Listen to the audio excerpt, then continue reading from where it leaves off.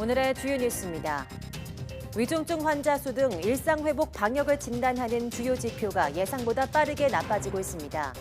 위중증 환자 수는 473명으로 이틀 연속 최고치를 기록했는데 정부는 확진자 수가 늘면서 위중증 환자도 함께 증가한 것으로 분석했습니다. 정부는 임시 국무회의를 열고 내년 6월까지 공업용 요소와 요소수를 수입할 때 할당 관세를 부과하지 않기로 했습니다. 내일부터 내년 6월 30일까지 수입 신고한인 공업용 요소와 요소수는 관세 부담 없이 국내에 공급됩니다. 내일부터 유류세가 약 6개월간 한시적으로 20% 인하됩니다. 정부 방침이 소비자 가격에 그대로 반영될 경우 휘발유는 리터당 164원, 경유는 116원 인하하지만 기름값은 개별 주유소가 결정하기 때문에 실제 인하율에는 차이가 있을 것으로 보입니다. 이스라엘 백신 자문위원회가 5세에서 11세 어린이에게 코로나19 백신 접종을 권고했습니다.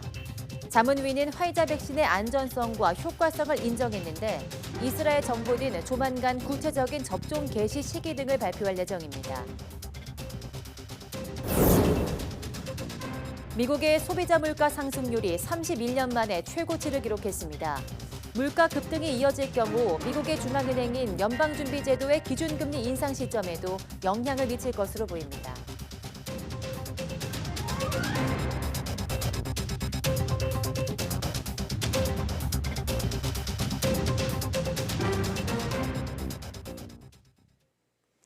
여러분 안녕하십니까? 11월 11일 사이언스 투데이입니다. 코로나19 신규 환자가 2,520명으로 이틀째 2,000명대 중반대를 기록했습니다. 하루 전보다 100명 가까이 늘면서 주 중반 이후 증가세가 이어지고 있는 겁니다. 확산세 속에 위중증 환자도 연일 최대치입니다. 하루 새 13명이 늘면서 현재 473명, 역대 최대 규모입니다. 지역 발생은 2,494명으로 전국 곳곳에서 환자가 속출했습니다. 수도권에서만 2,001명이 확진돼 국내 환자의 80.2%를 차지했습니다. 비수도권 비중은 19.8%로 경남과 부산에 환자가 집중됐습니다. 숨진 환자는 21명 들어 국내 사망 누적은 3,033명에 달합니다. 위중증 환자가 급증하면서 피해 규모가 커지고 있는 겁니다. 백신 2차 접종은 어제 하루 6만 8천 명이 받아 누적 접종률은 81.3%입니다. 접종을 모두 마친 사람은 누적 3,973만여 명으로 접종 완료율은 77.4%로 집계됐습니다. 코로나19 위중증 환자가 하루 만에 13명 늘면서 473명으로 이틀 연속 역대 최다를 기록했습니다. 또 코로나19 중환자 병상 가동률은 60%에 근접했고 수도권의 경우 비상계획 발동 기준인 75%에 근접했습니다. 중앙재난안전대책본부는 치명률이나 중증화율이 올라가고 있기보다는 전체 확진자 규모가 늘면서 위중증 환자도 함께 증가하고 있는 것으로 분석된다고 설명했습니다. 또 아직 의료 대응 여력이 남아있지만 연말을 맞아 모임이 활발해지고 계절적 요인까지 더해지면 지난해 말과 같은 위기 상황이 재현될 수 있다고 말했습니다. 내년 6월까지 공업용 요소와 요소수를 수입할 때 할당 관세를 전혀 부담하지 않게 됩니다. 정부는 임시 국무회의를 열어 공업용 요소와 요소수에 대한 관세율을 현행 최고 6.5%에서 0%로 인하하는 할당 관세 규정 대통령령 개정안을 의결했습니다. 할당 관세는 일정 기간이나 일정 물량의 수입 물품에 대해 관세율을 일시적으로 낮추거나 높이는 제도입니다. 이에 따라 내일부터 내년 6월 30일까지 수입 신고하는 공업용 요소와 요소수는 관세 부담 없이 국내에 공급할 수 있게 됩니다. 이와 관련해서 김부겸 국무총리 임시 국무회의 발언 직접 들어보겠습니다. 정부는 매점 매석 금지 고시에 이어 국내 수급을 안정적으로 관리하기 위해 요소와 요소수에 대한 긴급 수급 조정 조치를 시행하고자 합니다. 요소수 물량이 충분히 확보될 때까지 우선 확보된 물량이 꼭 필요한 곳에 효율적으로 공급될 수 있도록 수입, 생산, 판매 등에 대한 명령과 판매 방식 지정 등을 통해 수급을 관리해 나가겠습니다. 세제 지원도 병행하겠습니다. 추가로 수입되는 요소에 대해서는 관세율을 인하하여 수입선을 다변화하는 데 어려움을 겪지 않도록 지원하겠습니다. 호주에서 긴급 도입하는 요소수가 오늘 오후 김해공항에 도착할 예정입니다. 공군 수송기가 호주에서 싣고 오는 요소수는 모두 2만 7천 리터 분량입니다.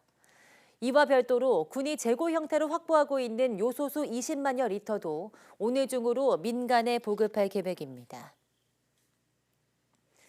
또 중국에서 계약했던 요소가 차례로 들어올 거란 소식에 관련 업계는 하나같이 다행이란 반응입니다.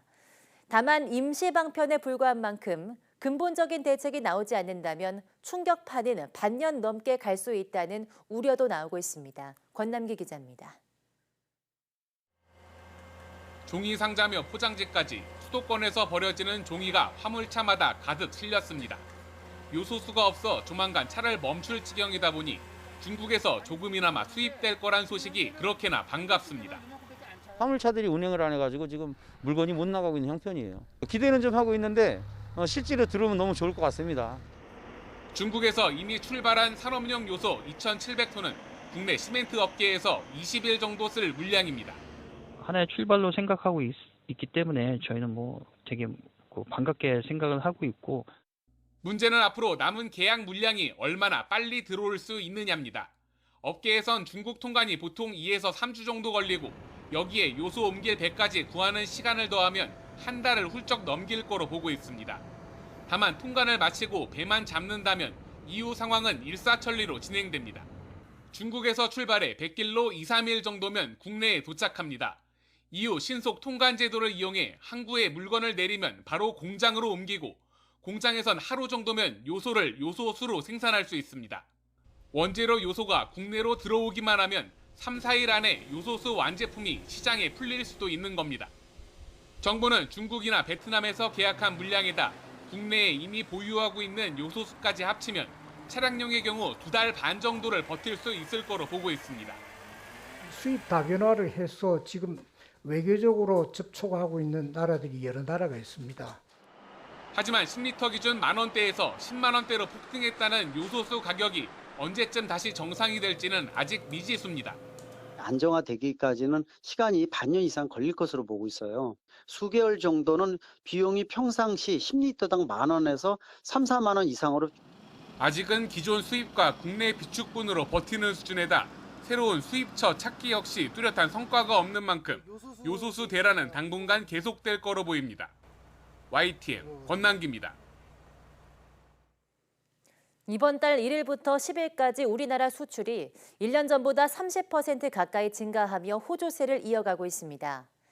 하지만 수입이 60% 가까이나 증가해 무역 수지가 나빠지고 있습니다.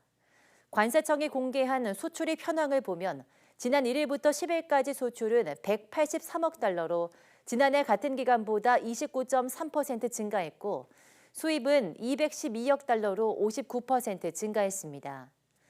연간 누계로 보면 수출은 5,416억 달러, 수입 5,175억 달러로 전년 동기 대비 수출은 26.1% 증가했고 수입은 30.6% 증가했습니다.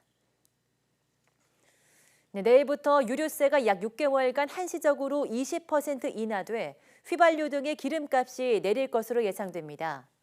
당정이 지난달 말 결정한 유류세 20% 인하를 소비자 가격에 그대로 반영될 경우 리터당 휘발유는 164원, 경유는 116원, 액화 석유가스 보타는 40원씩 가격이 내려가게 됩니다.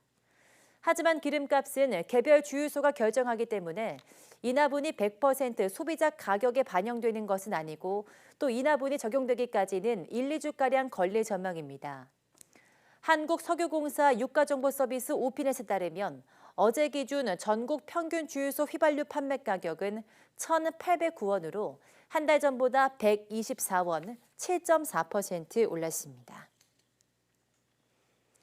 이주열 한국은행 총재는 글로벌 공급 병목의 영향과 함께 국제 유가가 상승하고 수요 측 물가 압력이 높아지면서 예상보다 높은 소비자 물가 상승률이 당분간 이어질 것이라고 말했습니다. 이 총재는 경제 동향 간담회에서 이같이 밝히면서 이번 회복기에는 공급 병목으로 생산 활동이 제약되고 인플레이션이 확대된 점이 특징이라고 말했습니다. 이 총재는 불확실성이 갈수록 확대돼 중앙은행이 정책을 마련하는 데 어려움이 있다며 글로벌 공급 병목이 언제 해소될지 또 글로벌 인플레이션이 일시적일지 지속될지 예측하기가 쉽지 않다고 밝혔습니다. 네, 배달앱으로 음식 시킬 때 주문 가능한 가게 찾기 어려웠던 경험들이 있으시죠? 배달원이 부족하다는 이유로 배달앱 플랫폼에서 주문을 막는 일이 잦다고 하는데요. 이로 인한 배달 지연이나 고객 불만은 업주들이 고스란히 감당해야 하는 실정입니다. 김혜린 기자가 취재했습니다. 음식점을 운영하는 A씨는 배달앱 때문에 골머리를 앓고 있습니다. 멀쩡히 영업 중인 가게가 플랫폼 소속 배달원이 부족하다는 이유로 툭하면 문 닫힌 가게로 뜨기 때문입니다. 갑자기 1kg, 2kg 배달이 되거나 그 거리 제한에 따라서 그게 바뀌기 때문에 예측을 아예 할 수 없는 상황이 나와버려서 재료를 준비를 많이 해놓고 장사를 하려 해도 그 재료를 다 버려야 되니까 30분, 40분, 50분씩 음식이 여기 나와서 기다리고 있고. 배달원이 있어도 문제는 이어집니다. 배달원 지정이 늦어져 음식이 늦게 가도 배달원이 배달 실수를 해도 고객의 불만은 오롯이 업주에게 쏟아집니다. 전문적인 기사분들이 아니고 일반인들이 다 투입이 되다 보니까 실수가 너무 많아지고 사실 그로 인해 손님들의 컴플레인은 저희가 어떻게 못하잖아요. 상담 통화로 인해서 30분, 1시간씩 시간을 뺏기는 경우도 많아요. 이런 상황을 감안해 배달비 인상폭이라도 낮춰주기를 바라지만 배달 플랫폼 측은 요지부동입니다. 바로 불공정한 약관 때문입니다. 플랫폼에서 자의적으로 서비스를 제한할 수 있는가 하면 배달 사고나 음식물 훼손 등으로 인한 이른바 별점 테러나 악평 등은 책임지지 않아도 되게 돼 있습니다. 나는 멀쩡히 문을 열고 식재료를 준비해서 장사를 준비하고 있음에도 불구하고 내 고객들이 쿠팡이츠 앱을 통해서 주문하려고 하면 그 매장은 아직 준비 중이라고 뜬다든지 오픈 전이라고 뜬다든지. 이 같은 불공정 약관 문제는 배달 플랫폼만의 문제가 아닙니다. 쇼핑, 여행, 부동산, 가격 비교 등 거의 모든 영역의 온라인 플랫폼 업체들이 일방적으로 계약 해지가 가능한 불공정 약관 조항을 두고 있습니다.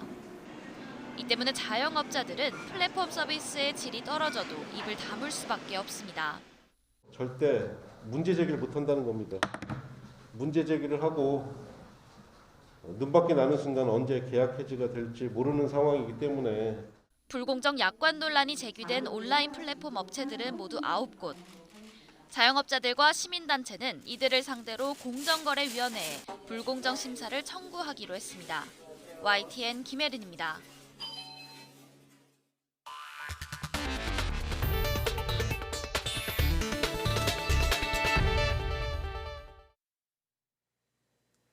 미국 정부의 도움을 받아 코로나19 백신을 개발한 모더나가 정부 소속 과학자들은 뺀 채 자사 과학자 이름으로만 특허를 신청해 연방정부와 갈등을 빚고 있습니다. 외신들은 이 분쟁이 어떻게 해결되냐에 따라서 중장기적으로 백신 공급에도 큰 영향을 미칠 것으로 보고 있습니다. 보도에 김영근 기자입니다. 모더나 코로나19 백신은 모더나와 미국 국립보건원 NIH가 협력해 만들었습니다. 백신 설계에 국립보건원 산하 백신연구센터 소속 과학자 3명이 참여했습니다. 11조 원이 넘는 세금도 지원됐습니다. 이 때문에 미 정부는 이 백신을 국립보건원의 약칭을 붙여 NIH 모더나 백신으로 불렀습니다. 하지만 모더나는 최근 미국 특허청에 특허를 신청하면서 자사 소속 과학자들 이름만 올렸습니다. 국립보건원 소속 과학자들은 백신 개발에 핵심적인 역할을 하지 않았다는 겁니다. 미국 정부는 모더나의 단독 특허 출원에 큰 충격을 받은 것으로 전해졌습니다. 이번 일을 모더나의 배신으로까지 보고 있습니다. 미 정부는 이전부터도 모더나에 불만이 많았습니다. 현재 모더나가 체결한 백신 공급 계약은 내년 말까지 우리 돈으로 41조 원이 넘는 규모. 하지만 이처럼 막대한 수익을 챙기고도 가난한 나라에 백신을 충분히 공급하지 않고 있다는 겁니다. 게다가 이번엔 특허권까지 독점하려 하고 있다며 펄쩍 뛰고 있습니다. 미 정부로서는 정부 소속 과학자의 이름이 특허에 포함돼야 앞으로 모더나 백신의 제조 공급에 더 큰 영향력을 행사할 수 있습니다. 모더나의 허가를 받지 않고도 백신 기술을 다른 국가에서 사용할 수 있도록 허가할 수도 있습니다. 이 경우 모더나 백신 공급이 지금보다 더 크게 늘어날 수도 있습니다. 현재 모더나를 비롯한 백신 제조사들은 이 같은 백신 지식재산권 면제에 반대하고 있습니다. 외신들은 양측이 타협점을 찾지 못한다면 바이든 행정부가 이 문제를 법원으로 끌고 갈 수도 있다고 전망했습니다. YTN 김영근입니다. 미국에서 코로나19 백신을 맞은 5세에서 11세 어린이가 일주일 만에 90만 명에 근접했다고 CNN이 보도했습니다. 이 방송은 백악관 관리를 인용해서 현지 시간 12일 저녁까지 약 90만 명의 5세에서 11세 어린이가 화이자의 코로나19 백신 1회분을 맞을 것으로 예상된다고 전했습니다. 또 앞으로 며칠간 약국에서 백신을 맞겠다는 예약 건수도 70만 건에 달한다고 전했습니다. 백악관은 이 연령대 아이들의 백신 접종을 위해서 그동안 소아과 의원과 약국, 아동병원, 학교 등과 긴밀히 협력해왔으며 현재 전국적으로 2만 곳에서 접종이 이루어지고 있습니다. 미국에 이어서 이스라엘도 조만간 5세에서 11세 어린이들에게 코로나19 백신 접종을 시작할 전망입니다. 이스라엘 정부 코로나19 대응팀과 전문가들이 참여하는 백신 자문위원회는 현지 시간 10일 합동회의를 열고 이 연령대 아이들에 대한 백신 접종을 권고했습니다. 표결에 참여한 전문가 75명 가운데 73명이 화이자 백신의 안전성과 효과성을 인정하며 찬성표를 던졌고 2명은 반대했습니다. 자문위의 권고에 따라 이스라엘 보건부는 조만간 구체적인 접종 개시 시기 등을 정해서 발표할 예정입니다. 현지 언론은 늦어도 열흘 안에 이르면 다음 주부터 접종이 시작될 것으로 내다봤습니다. 수미아 스와미나탄 세계보건기구 WHO 수석과학자가 코에 뿌리는 신종 코로나19 백신이 나올 가능성이 있다고 말했습니다. 스와미나탄은 소셜라이브 Q&A 행사에 참여해서 129개 백신 후보 물질이 임상실험 단계까지 왔다며 이 중 코나 입에 뿌리는 2세대 백신이 포함될 수 있다고 말했습니다. 그렇게 되면 주사보다 투약이 쉽고 직접 투약할 수도 있어 이점이 크다고 말했습니다. 미국이 세계 분쟁 지역에 코로나19 백신 제공 계획을 밝히면서 백신 외교 주도권에 박차를 가하고 있습니다. 이런 가운데 독일과 오스트리아에서 코로나19 신규 확진자 수가 연일 역대 최고치를 경신하고 있습니다. 이종수 기자입니다. 토니 블링컨 미 국무장관이 미 현지 시간 10일 20여 개국이 참석한 코로나19 관련 외교장관 화상회의를 열었습니다. 블링컨 장관은 분쟁 지역과 인도적 어려움을 겪는 곳에 백신을 전달하기 위해 얀센 백신을 만드는 존슨앤존슨과 백신 공동구매 배분 국제 프로젝트 합의를 미국이 중재했다고 발표했습니다. 그러면서 백신 공급망과 접종소 관리를 위해 민간 기업이 무료로 협력하는 새로운 민관 파트너십을 마련할 것이라고도 밝혔습니다. 다만 얼마나 많은 백신을 어느 나라에 제공할지는 구체적으로 언급하지 않았습니다. 이번 회의는 조 바이든 대통령이 지난 9월 화상으로 글로벌 백신 정상회의를 개최한 데 따른 후속 조처입니다. Today, I'm announcing another historic commitment. The United States is buying another 500 million doses of Pfizer to donate to low and middle-income countries around the world. 비영리기구인 원 캠페인은 저소득 국가는 인구의 4.2%만이 최소 1회 접종을 했고 이런 추세라면 저소득국은 10년이 지나도 70% 접종 목표를 달성하지 못할 것이라고 예상했습니다. 미국은 각국의 협력을 더욱 강화하는 방안을 모색하기 위해 연내에 미국 국제개발처 처장이 소집하는 관련 회의를 추가로 개최할 예정입니다. 이런 가운데 독일과 오스트리아에서 코로나19 확진자 수가 역대 최고치를 기록했습니다. 독일 보건당국 집계를 보면 현지 시간 9일 신규 확진자 수는 39,600여 명으로 사흘째 역대 최고치를 경신했습니다. 강력한 제한 조치에 나서지 않는다면 사망자가 10만 명 더 나올 것이라는 비관적인 전망이 나오고 있습니다. 전체 인구가 900만 명 정도인 오스트리아에서도 코로나19 하루 신규 확진자가 1만 명을 넘으면서 역대 최대치를 기록했습니다. 백신 접종 완료율이 약 65%인 오스트리아에서 신규 확진자가 1만 명이 넘은 것은 첫 확진자 보고 이후 처음입니다. YTN 이종수입니다. 미국의 물가 상승률이 31년 만에 최고치를 기록했습니다. 물가 급등이 이어질 경우 기준금리 인상 시점을 두고 연준의 고민이 깊어질 것으로 보입니다. 김원배 기자가 보도합니다. 미국 정치에 큰 영향을 미치고 있는 휘발유 값은 현재 전국 평균이 1갤런, 즉 3.78리터에 3달러 40센트로 7년 만에 최고 수준을 보이고 있습니다. But people are suffering, especially people in middle class and low class cannot afford to be paying gas prices of $4. Soon it'll be $4. 휘발유를 비롯한 에너지 가격 상승 등으로 지난달 미국의 소비자 물가 지수가 지난해 같은 달보다 6.2% 급등했습니다. 1990년 12월 이후 약 31년 만에 최고치이자 6개월 연속 5% 이상의 상승률을 기록했습니다. 올해 들어 소비자 수요가 회복되는 가운데 전방위적인 공급망 차질과 인력 부족으로 기업들이 소비자 가격을 꾸준히 올린 결과라고 블룸버그 통신은 분석했습니다.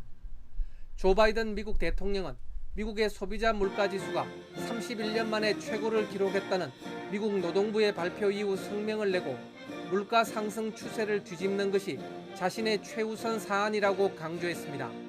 Today's economic report showing unemployment continued to fall, but consumer prices remain too high.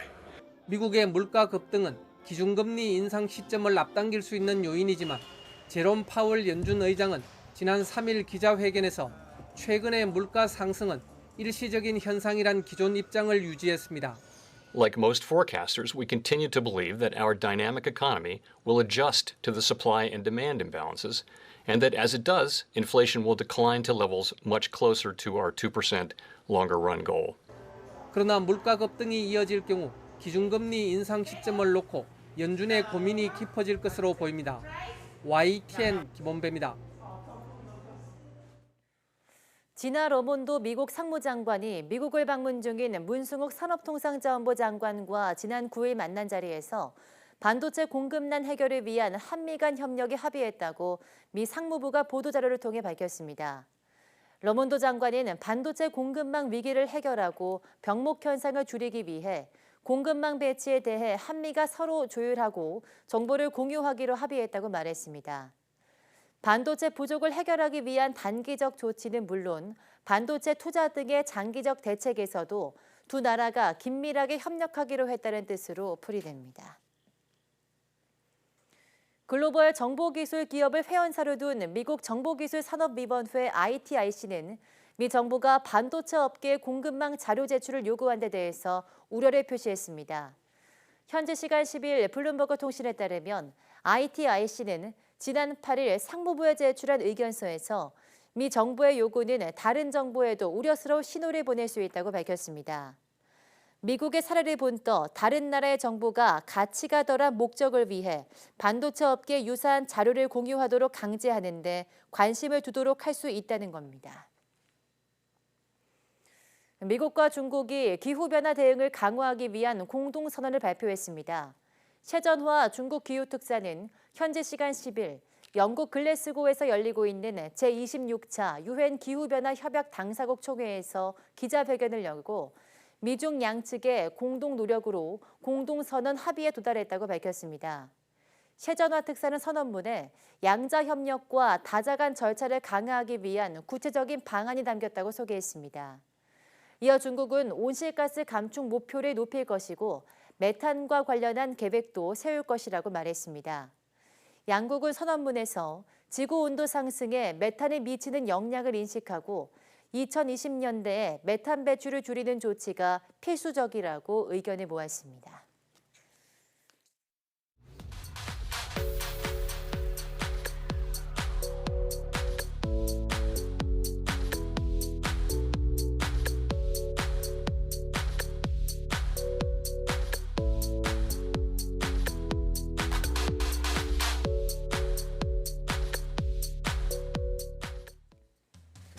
네, 지금까지 당뇨병은 발병 후 꾸준한 식단 관리와 약물 치료로 적정 혈당량을 유지 관리하는 데 머물렀죠.